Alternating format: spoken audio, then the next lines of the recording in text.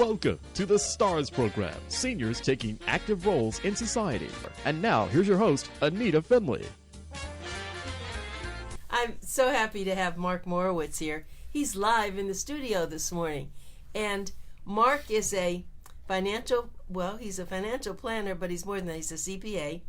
And he's been working with us for about a year or so, and he's helped a lot of people. And you know, Mark, I know what you're going to talk about today, and I have to tell you that you now were like the shoemaker with your shoes, right? We talked about it. So I actually have someone that's already on. Do you want to tag Gary Polk in this video? Gary, just listen. I'm not tagging you right now.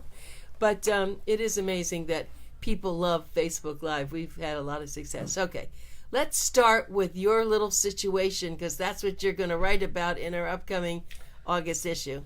I was struggling with an article, so I think my life just took a turn and gave me something to write about.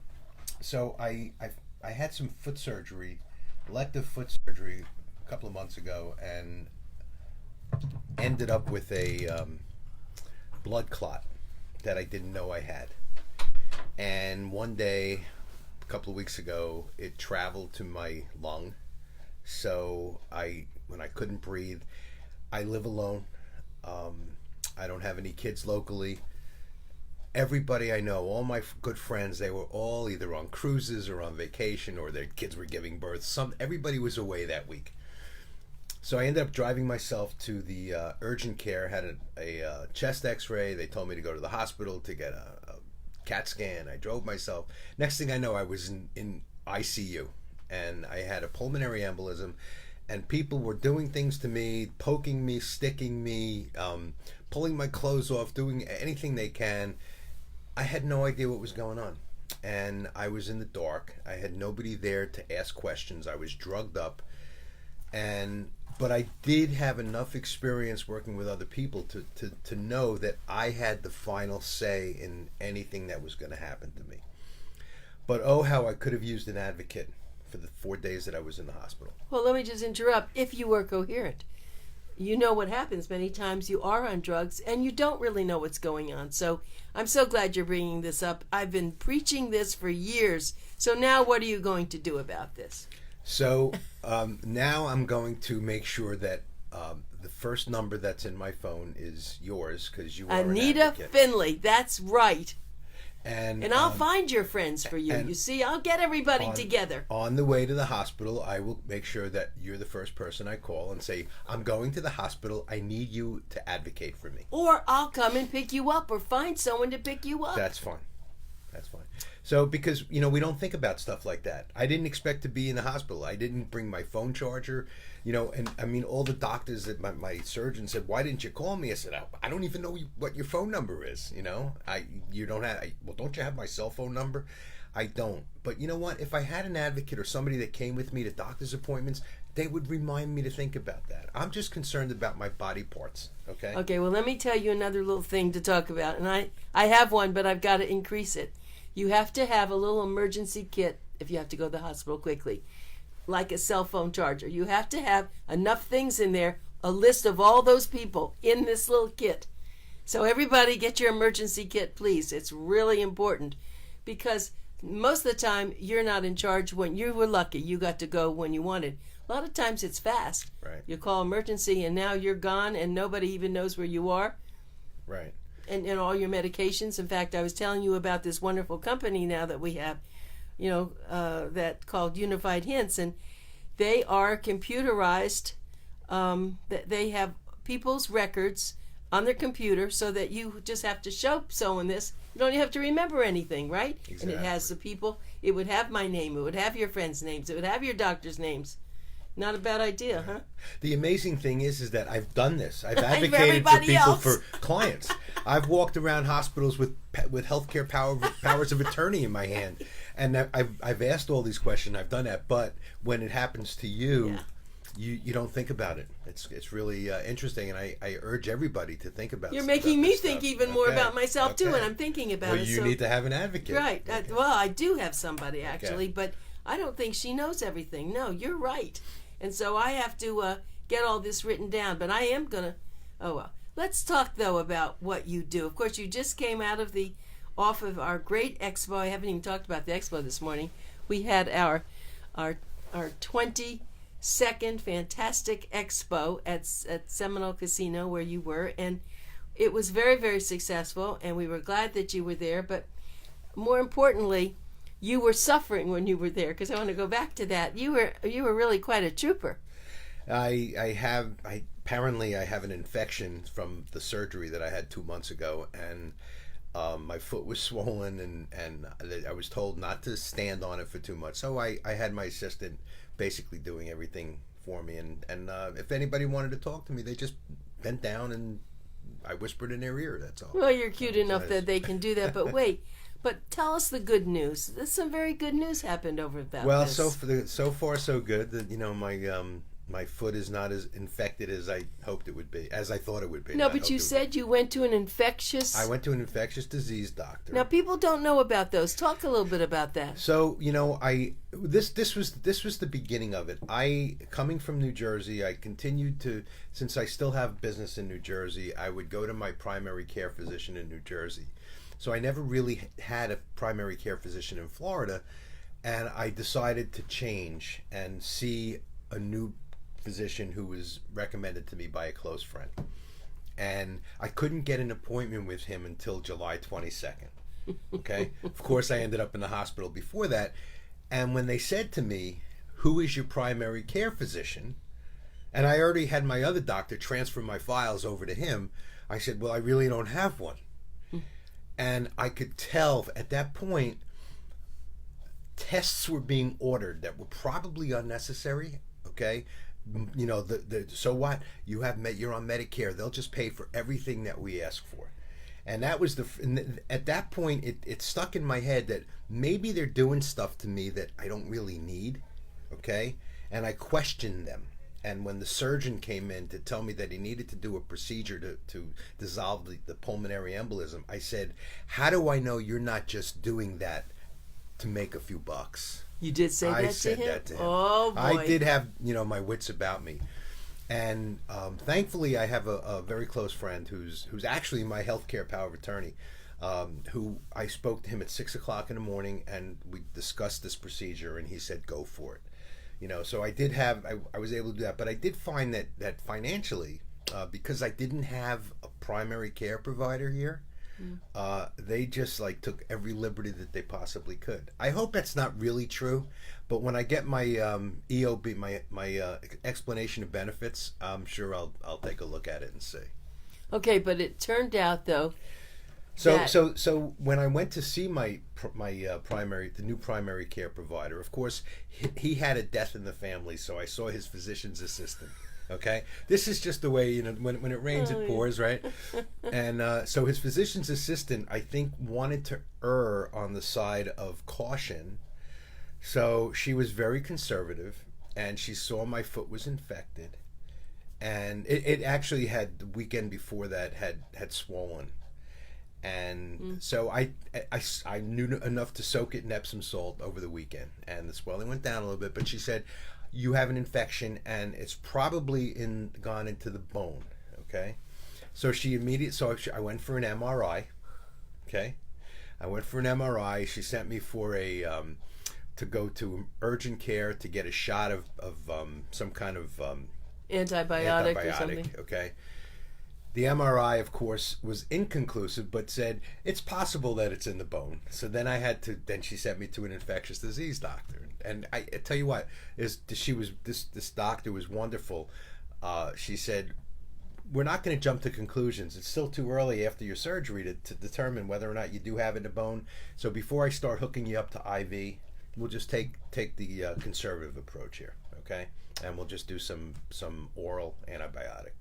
So right now my foot feels good. I'm wearing sneakers. I swung a golf club yesterday and don't have the pain I used to have. So it's all good so far. Yeah, and I look human. Oh, you look so much better than you did at the Boomer Expo. And so it's obvious that something's working. Yeah. I think it's a good lesson though, what you've been through. Yeah. I mean, this is like a health. We just had a doctor on this morning. This is like the medical aspect of Boomer.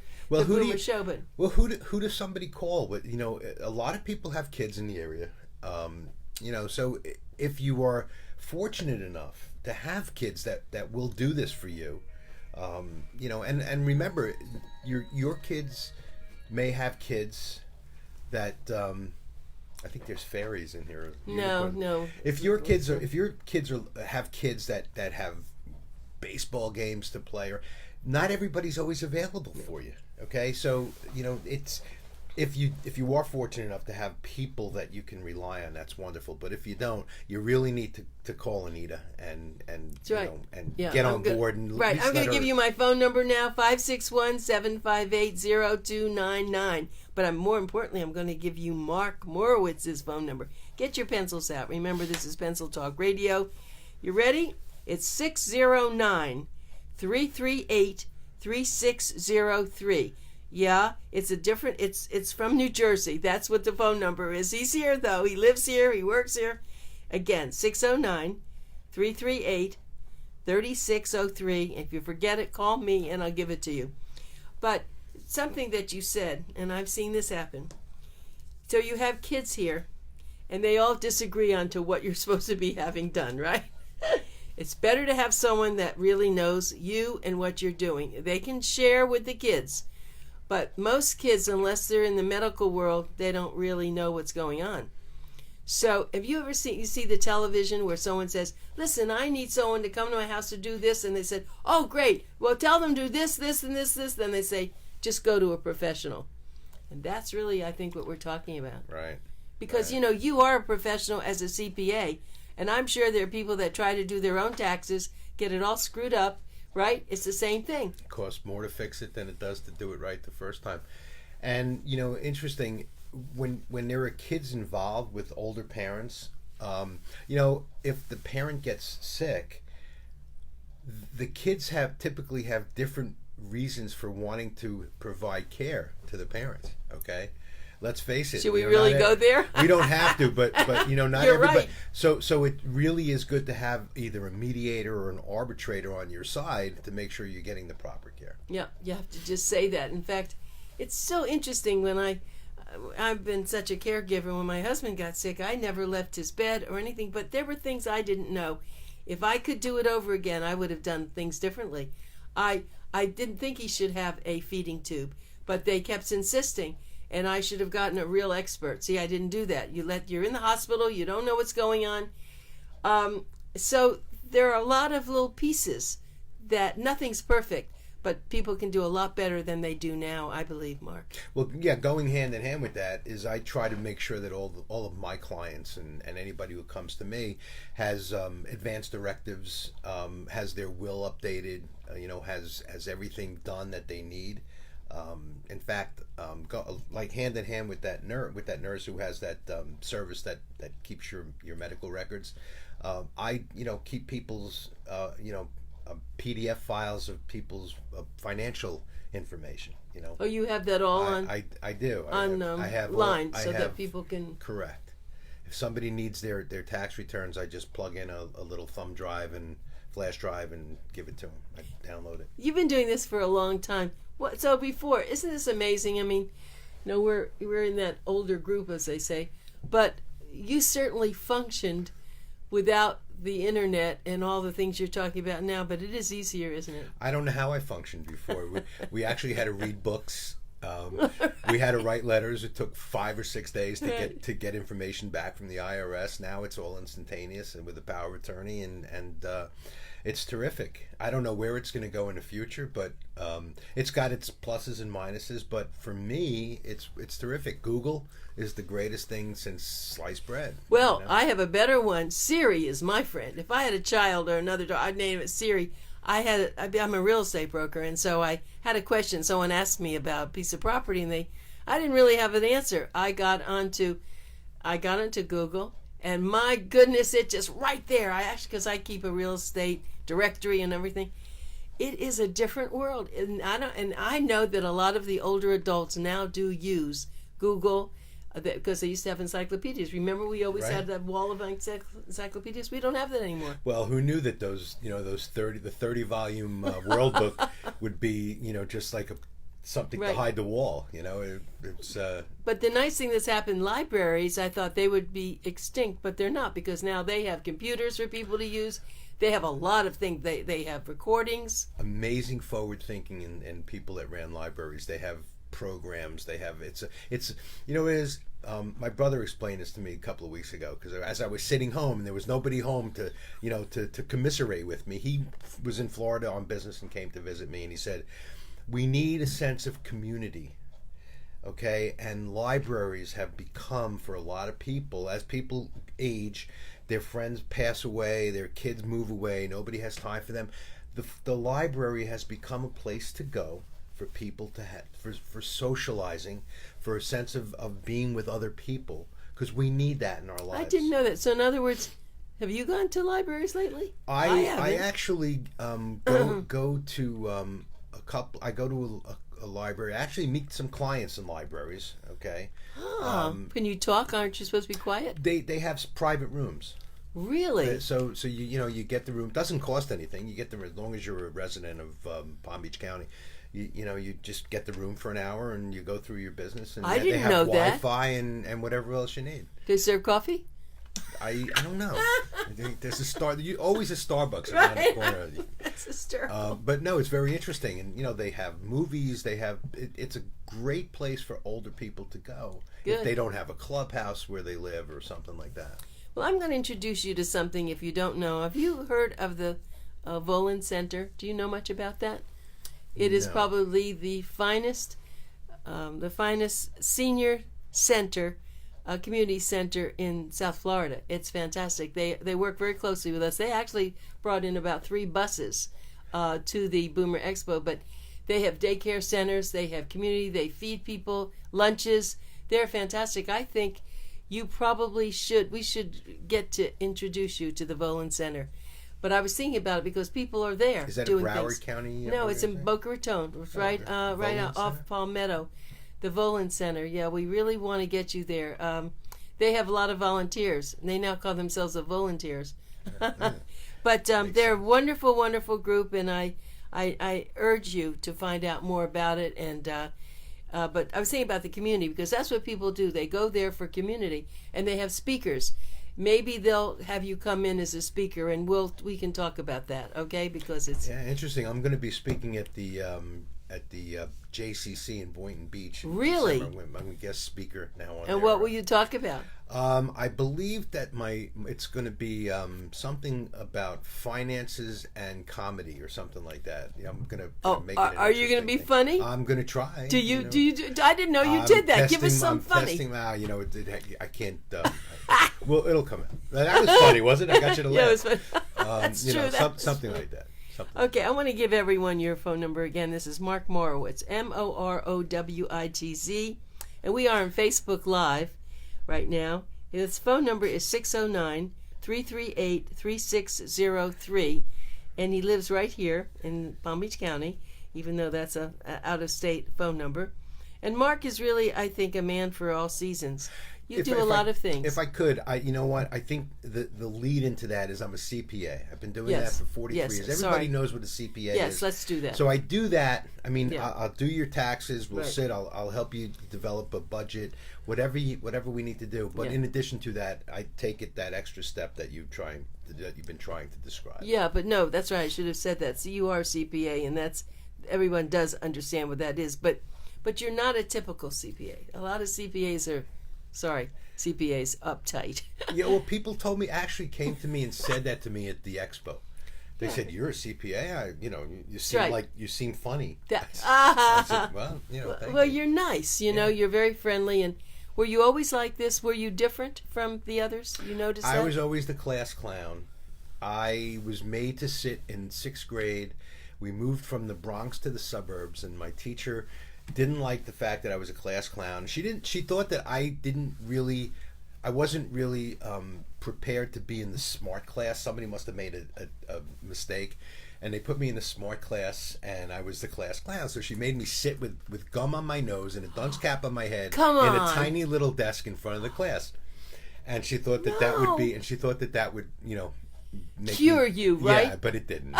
You loved it. You had all that attention, that's right? Now I have a whole audience. See, so now maybe you. Oh, it's funny. Maybe that's what you need to do. Go to these comedy clubs and be a financial comic.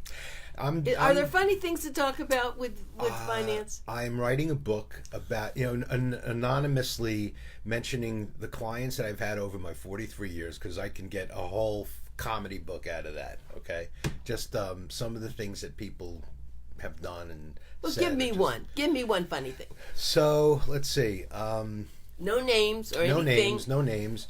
I have one client who couldn't live alone anymore. She was a widow and elderly, and I got her into an assisted living facility, and I said we're gonna hold on to the house just in case. But I knew that after a while she'd be okay.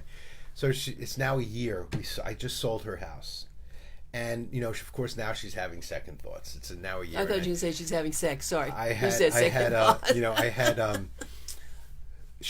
was supposed to be in New Jersey last week, where she is, and was supposed to take her to her house and get all her old stuff out of there, but I couldn't go.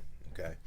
So I had her former homemaid take her to the house. Well, she ended up taking every piece of clothing, and she's, if you've ever seen a little apartment in an assisted living facility, it's like a dormitory room, and so she's got clothes hanging from the shower and everything else. So I said, we have to do something with those clothes. She says, well, what I'm going to do is I'm going to wear them once and then tell the staff here to do something, to throw them. Oh, really?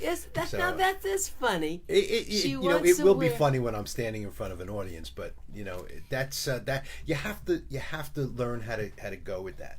Her daughter, who lives far away, who doesn't want to deal with this stuff, she takes it totally different. She doesn't take it as comedic. She takes it as, my mother's crazy, my mother's nuts, and that's where I step in. Okay, I calm her down. I say, the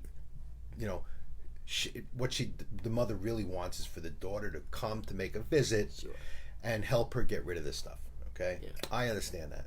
And the daughter said, I'm not going. I said, well, that's a choice between you. That's why they have people like me. Yeah. Okay. So, anyway. I was just thinking, when people have Alzheimer's, it's very interesting. The spouses, they respond differently. And there's a lot of fun with that. I once had a person on my show, was the wife of someone who had Alzheimer's.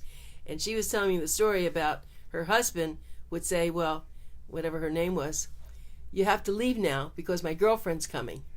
And of course, this woman was very smart. She said, that's okay, I'll leave when she comes. No, you better go before she comes. And then, probably very shortly after, so, well, honey, how are you doing? He knew that it's his wife. It was his wife, but not all the time. And right. But she was very good and I've said to other people, we have, Mary Stern is watching now. We have people watching this. Good. So the other time, it's very interesting because I went to an Alzheimer's center that was very innovative. And when I walked in, and this was probably 20 years ago when I wasn't as up on a lot of things with Alzheimer's, and I noticed the wall had locks all over them, different locks, all over the wall. I said, what is that? Well, people who have Alzheimer's want to get out. They keep wanting to leave, and so they turn the knobs. I mean, in that, it's funny in a way, but it's serious because that's what their problem is. But then again, people who deal, and we do have a wonderful place that deals with memory loss. It's called Artis, and it's ARTIS. It's in Boca Raton, and they specifically help people with memory loss. That's what they do in there. It's a residential community, and they are so innovative, and so they don't make it into something sad. They're there to help them, but there are a lot of cute things that happen, and you're not laughing at people with Alzheimer's. You're just being light about you have to face certain things, because you do have people, when they go there, they do want friends and they hold hands, and of course you have people trying to have sex. I mean, it's what happens, right? That never goes away. I once heard about someone. Hoping I get Alzheimer's. Right. They opened up. Funny, right? Yeah, right. See, they opened up a closet door, and there were a couple of people in there, trying to fool around.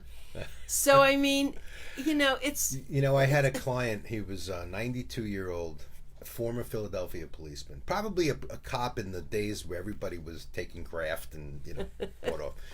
And I used to go to his house tax time, and he would hand me his stuff, and he'd beat me in his bathrobe and have a cigar in his mouth, and we'd sit at the kitchen counter, and while his girlfriend would clean the house, and I went there he called me up one day, and he said, I need to get my taxes done. I said, do you have all your stuff? Okay. He says, yeah. So I go over to his house and was sitting at the counter, and for about 10 minutes, and I said, so where's your tax stuff?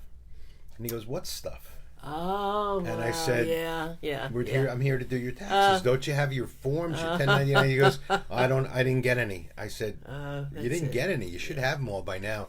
Yeah. I said, he goes, no, I said, who opens the mail when it comes to your house? He goes, I do. I said, well, what do you do with it? He says, well, if it's not a check, I throw it away. This is funny. Now, see, this is good stuff. This is a chapter. I said, so I shook my head, and I said, all right, let me think of what to do. And a week later, his girlfriend called me and said that he was in a nursing home because he had fallen. So he was there. So I ended up going. I spent 2 hours with him. With privacy laws, I can't just make phone calls. Although I have copies of everything that people have. So I ended up sitting with him for 2 hours in a nursing home, saying, making phone calls that he could get on the phone and say it's okay to talk to him. I was going to say, because now you're trying to get all that stuff, though, from all those. How many accountants would sit in a nursing home? No, I don't even know what someone does with that. Well, let the IRS come and try to get someone like that. Maybe they have a place. I want everyone to know, again, my guest is Mark Morowitz. He's a CPA, and his phone number is 609-338-3603. If you are one of those kind of people and you have this dining room table loaded with all your paperwork, you don't know what you're doing, Mark will come to your house. I mean, this is not a typical CPA situation. This is a very kind, smart, nice guy who will help you. And he'll come, he'll weed through your paperwork, he'll help you get your taxes done, he'll help you figure out how to pay bills, he'll do it. Just like the son you always wanted. The son you always wanted, not the son you may have, but the one that you always wanted. Mark, I can see how funny this can be, and I won't even tell you. My father had been a lawyer, and when mail came, he thought it was his law, all the paperwork, so it piled up high, and every day he'd go through the same paperwork, but that's what kept him moving. Right. So, but you can laugh about it, right? Sure. I get people shredders now. I say, here, do that. You don't like it? Shred it. Oh, shredders. Destroy the evidence. You're so funny. Well, as usual, it was great talking, and I'm so glad you're feeling better. Yeah, thank you. And I hope that you will find, we'll be looking for you at some of the comedy clubs. I can see now why you said that. So go see the Vohland Center, because that's another whole thing, and we'll talk about that later.